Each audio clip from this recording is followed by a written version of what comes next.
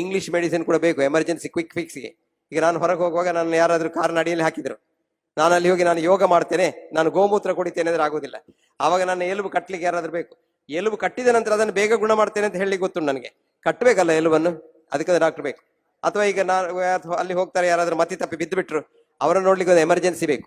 So emergency ಟ್ರೀಟ್ಮೆಂಟ್ಗೆ western medicine ಬೇಕು. ಆದ್ರೆ ಅದು ಬರೇ 2%.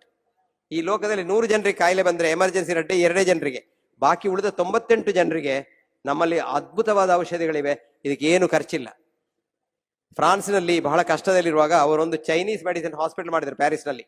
100 ಬೆಡ್ಡಿನ ಚೈನೀಸ್ ಮೆಡಿಸಿನ್ ಹಾಸ್ಪಿಟಲ್ ಮಾಡಿ ಈಗ ಪ್ಯಾರಿಸ್ನ ಹೋಲ್ ಫ್ರಾನ್ಸಿನ ಆರೋಗ್ಯದ ಖರ್ಚಿನ 50% ಉಳಿಸಿದ್ರು. ಗೊತ್ತಾಯ್ತಾ?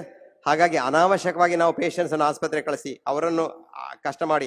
ನಾನು ಯಾವಾಗಲೂ ಹೇಳುದು, ನಮ್ಮ ಒಬ್ಬ ಸ್ಟೂಡೆಂಟ್ ಒಂದ್ ದಿವಸ ನನಗೆ ಹೇಳಿದ, ನಾನು ಕೇಳಿದೆ ಯಾರಪ್ಪ ಪೇಷಂಟ್ ಅಂದ್ರೆ ಯಾರು ಅಂತ. ಅವನೇನ್ ಹೇಳಿದ ಗೊತ್ತಾ? A man who comes to see a doctor becomes a patient ಅಂತ ಹೇಳಿದ. ಶಾಕ್ ಆಯ್ತಾ ನಿಮಗೆ? ಅದ್ರ ಸತ್ಯ. ನಾನು ಆವಾಗ ಹೇಳ್ತಾ ಇದ್ದೆ, ನಮ್ಮ ಹತ್ರ ನಾರ್ಮಲ್ ಅಂತ ಇಲ್ಲ, ಆವರೇಜ್ ಇರುವುದು. ಅದನ್ನ ನಾವು ನಾರ್ಮಲ್ ಮಾಡಿದ್ದೇವೆ, ಅಲ್ಲಿ ಫಾಲ್ಸ್ ಪಾಸಿಟಿವ್ ಆಗ್ತದೆ. ನೀವು 100 ಜನ ಆಸ್ಪತ್ರೆಗೆ ಹೋಗಿ ಚೆಕಪ್ ಅಂತ ಹೇಳಿದ್ರೆ 500 ಪೇಷಂಟ್ಸ್ ಹೊರಗೆ ಬರ್ತಾರೆ. ಆಸ್ಪತ್ರೆಗೆ ಹೋದವ ಪೇಷಂಟ್ ಆಗಿ ಬರ್ತಾನೆ. ಅವನಿಗೆ ಇನ್ನೊಂದು ಪ್ರಶ್ನೆ ಕೇಳುತ್ತೆ, when will you become a man again ಅಂತ. ಅವನು ಯಾವಾಗ ಮನುಷ್ಯ ಆಗ್ತಾನೆ ಅಂತ. ಹುಡುಗ ಏನ್ ಹೇಳಿದ ಗೊತ್ತಾ? Rarely ever if ever. ಆಗುದೇ ಇಲ್ಲ, ಪರ್ಮನೆಂಟ್ ಅವನು. ಯಾಕೆಂದ್ರೆ ಔಷಧಿ ಕೊಟ್ಟವರು ಹೇಳ್ತಾರೆ ಡಾಕ್ಟ್ರು, ಇದು ನೀವು ಲೈಫ್ ಲಾಂಗ್ ತಗೊಳ್ಬೇಕು, ಬಿಟ್ಟರೆ ಎಲ್ಲ ನಿಮ್ ಬ್ಲಡ್ ಪ್ರೆಷರ್ ಮೇಲೆ ಹೋಗಿ ಬಿಡ್ತದೆ. ಯಾಕಂದ್ರೆ ಅವ್ರಿಗೆ ಕಂಪನಿಯವರು ಹೇಳಿಕೊಟ್ಟಿದ್ದಾರೆ ಹಾಗೆ ಮಾಡಿ, ಅಂದ್ರೆ ಅವ್ರು ತೆಕ್ಕೊಳ್ಳೋದಿದ್ರೆ ಇವ್ರಿಗೆ ಲಾಭ ಇಲ್ಲ. So integrated system. ಇದಕ್ಕೆ ನಾನು ಹೇಳುದು ಮೆಟಾ ಮೆಡಿಸಿನ್ ಅಂತ. ಮೆಟಾ ಮೆಡಿಸಿನ್ ಅಂದ್ರೆ ಅರಿಸ್ಟಾಟ್ಲ್ ಏನ್ ಬರದ, ಫಿಸಿಕ್ಸ್ ಬರದ ಮೊದಲಿಗೆ, ಮತ್ತೆ ಸೈಕಾಲಜಿ ಬರದ.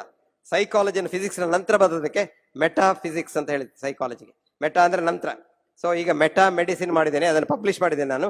ಅದರ ವಿಷಯ ಕೂಡ ಲೆಕ್ಚರ್ ಎಲ್ಲ ಬಾಕಿ ದೇಶದಲ್ಲಿ ಕರೀತಾರೆ, ನಮ್ಮ ದೇಶದಲ್ಲಿ ಯಾರು ಕರೆಯುವುದಿಲ್ಲ. ನಮ್ಮ ಸರ್ಕಾರದವರಿಗೆ ಇದು ಬೇಡ. ಆದ್ರೆ ನಿಜವಾಗಿ ಇರುವುದು ಇದರಲ್ಲಿ, ಭವಿಷ್ಯ ಇರುವುದು ಇದರಲ್ಲಿ.